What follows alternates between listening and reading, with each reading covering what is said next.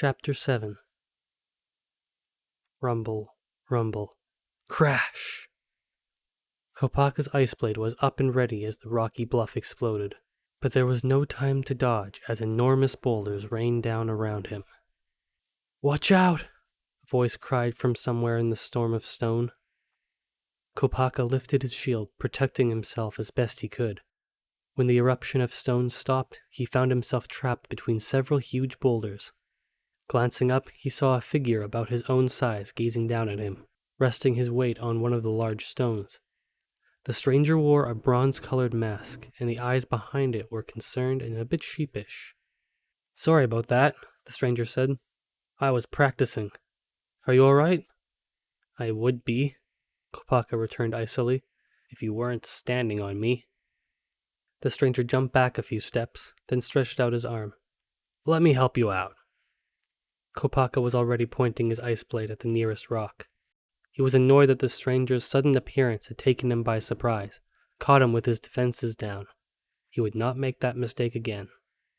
"Thank you. I don't need your help," he said. Focusing his energy, he channeled it through the blade. A thrill ran through him as the rock around him froze solid, becoming brittle and glassy. The other figure was still watching him anxiously. "Let me do it," he urged as Kopaka lifted his blade again. "It'll be faster." Kopaka frowned, already tired of the stranger's pushy chatter. "I said I can do it myself." Bringing the blade down, he smashed the icy boulder into smithereens, freeing himself. The stranger looked impressed for a moment.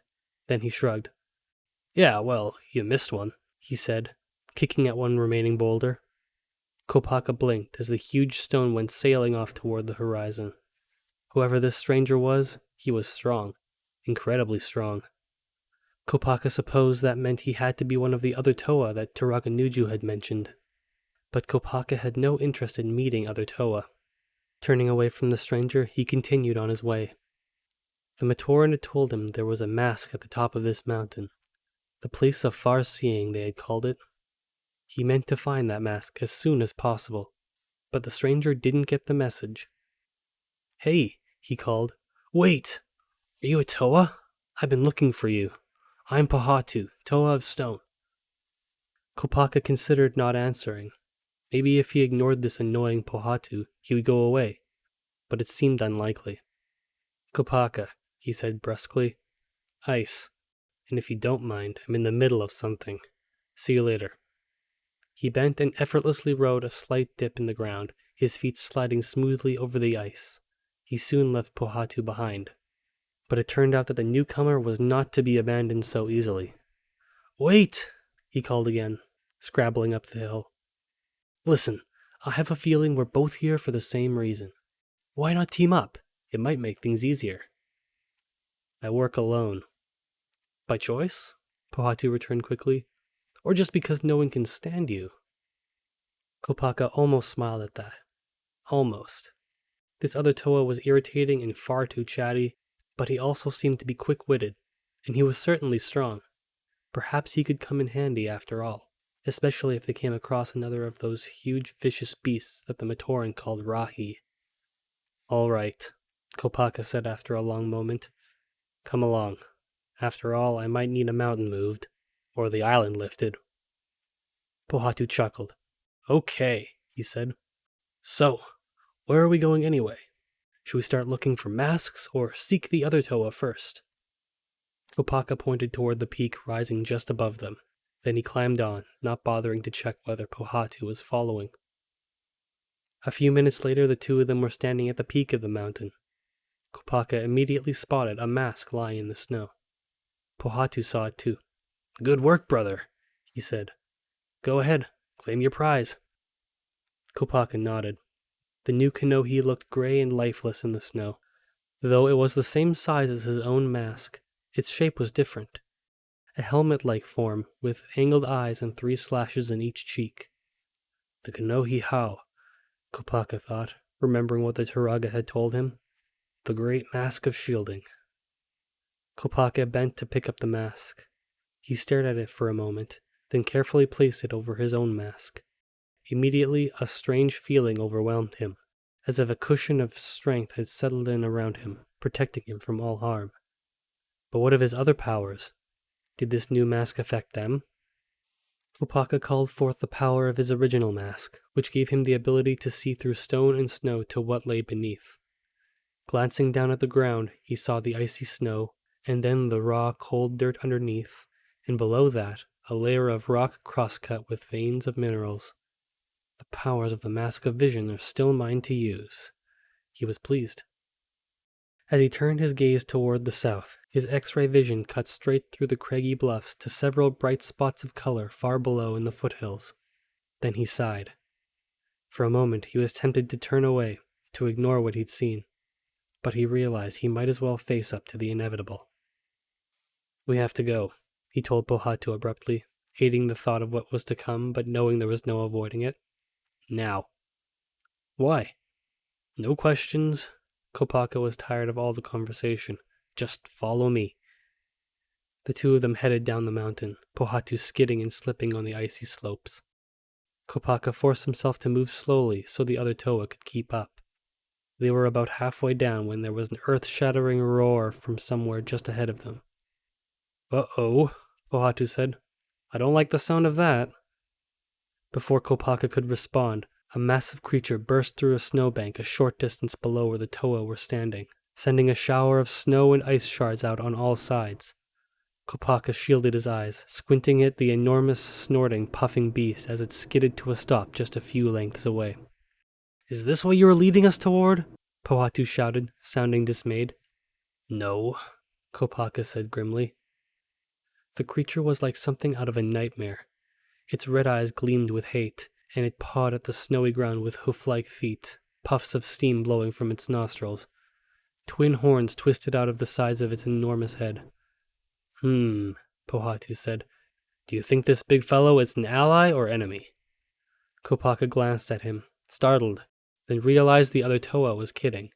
He rolled his eyes, not amused. "Come on," he said. "I think we'd better." At that moment, the hideous creature let out another thunderous bellow, and then charged straight at them. "Run!" Pohatu finished for him. The two Toa turned and sprinted back up the slope. At least Kopaka sprinted.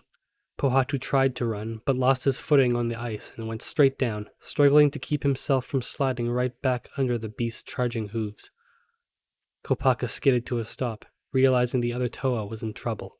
Big, charging, snorting trouble. Letting out a sigh, he skied back down the hill. "No, Kopaka, don't! It's too dangerous!" "Don't be ridiculous!" Kopaka waved his arms and shouted, trying to distract the enemy. The creature slowed, glancing from one Toa to the other, confused. Then it snorted and bellowed and returned its full attention to the fallen Pohatu, who was just now climbing unsteadily to his feet. "Time for Plan B," Kopaka thought, looking around for new ideas. They were standing on an open field that offered little in the way of hiding places. To one side, the ground dropped away sharply into a deep, icy ravine. Kopaka paused, his mind clicking into gear. If only he could get the beast to change directions.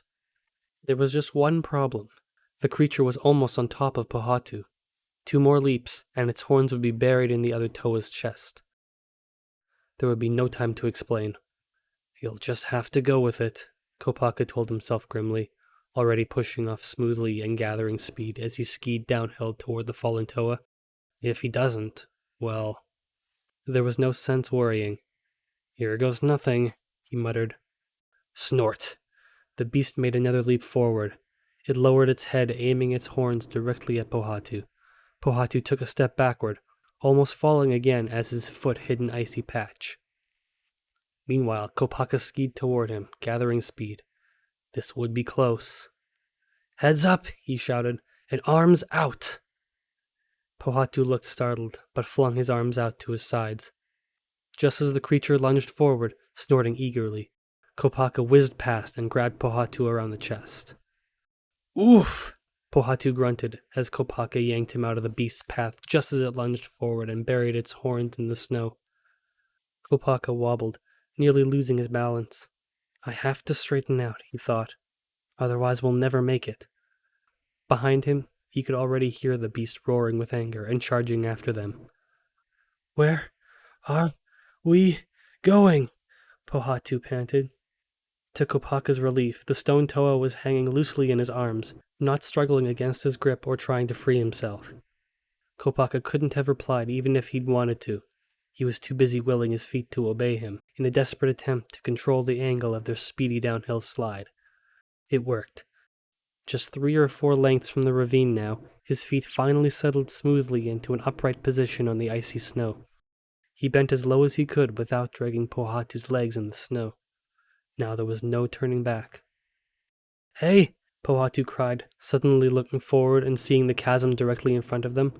"What are you— Ah!" Kopaka held his breath as he felt his feet leave the cold, solid surface of the ice. He held on tightly to Pohatu as they flew up, and over the canyon. Pohatu was still screaming, but Kopaka didn't let out his breath until he felt his feet slam down again on the far side of the gorge.